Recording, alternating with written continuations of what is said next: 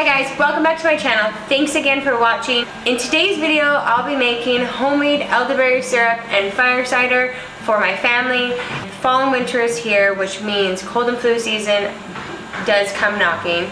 These are some great ways to add some medicinal herbs or use the power of food and herbs in your kitchen to help boost your family's immunity and to fight off any colds and flus or viruses that might come your way. I hope you guys enjoyed this video. I have lots of fun videos planned, so please stay tuned and feel free to subscribe so you don't miss those coming up. And let's get started to make some elderberry syrup. So I've just added 2/3 of a cup of my elderberries along with 3.5 cups of water. Then I added 1 teaspoon of cinnamon and 1/2 teaspoon of cloves along with some freshly grated ginger. And then now I'm just letting it simmer on my stove here. I'm just gonna turn it up a little bit. And let it simmer for 45 minutes until the liquid has reduced by half.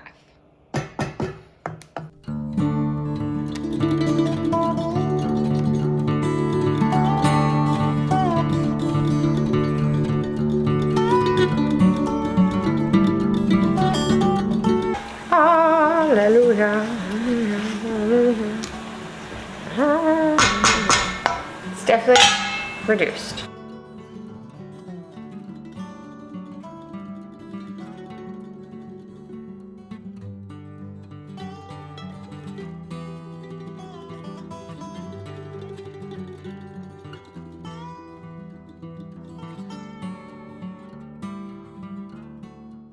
So now that I poured most of the liquid in, I like to get as much of it as possible out of the berries. So I use the back of my wooden spoon to press it down so I can get all of that good juice out of there.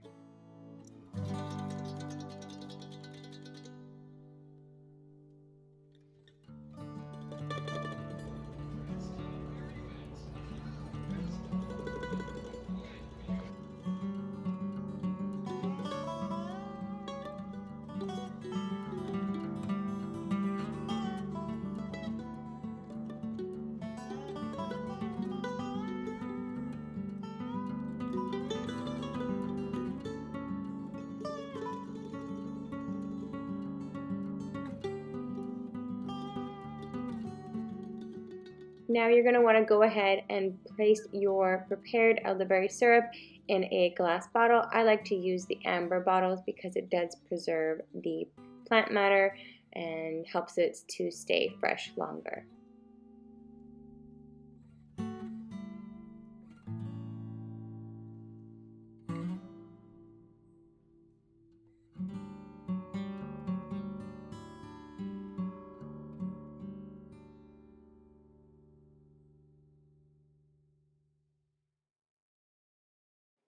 Now we're moving on to fire cider. This is something that I had made 6 weeks ago now. So I went ahead and showed you all of the prep work that went into it. I just diced up all of my ingredients, added them to our jars, and then poured and topped them off with apple cider vinegar.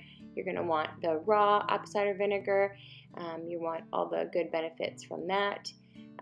And then you're going to let them sit on the counter in a cool, dark place for 4 to 6 weeks.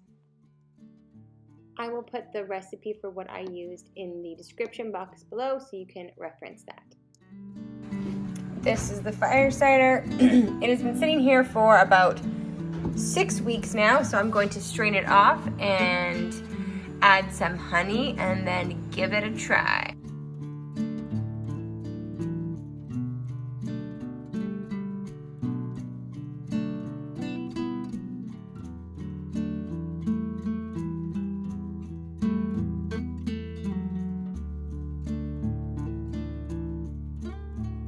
Alright, so I've strained out the fire cider liquid. So that's all in this bowl here. I'm probably just gonna give this to my chickens, and I might even just make another batch while I'm at it to show you guys how I made the first one. And now I'm gonna add some honey.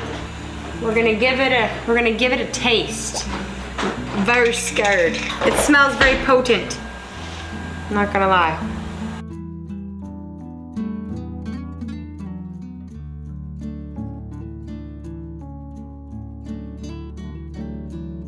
I'm going to pour the fire cider into this glass jar.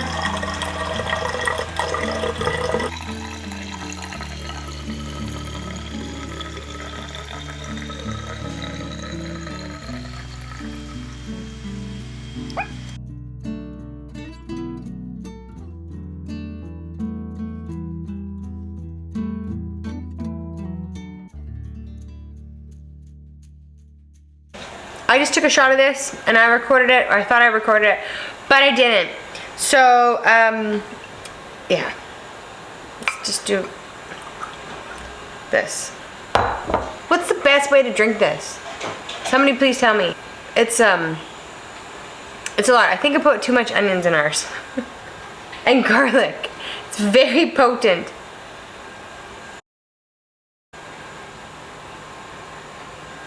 Lemon. I'm tasting the pepper. I'm tasting everything. It's it'll knock your socks off. I'm definitely gonna make another batch of that. Probably gonna switch up the recipe, and I'll show you guys what I make. And to go with the immune boosting cold and flu season remedies, I am going to go ahead and also make some chicken soup for tonight.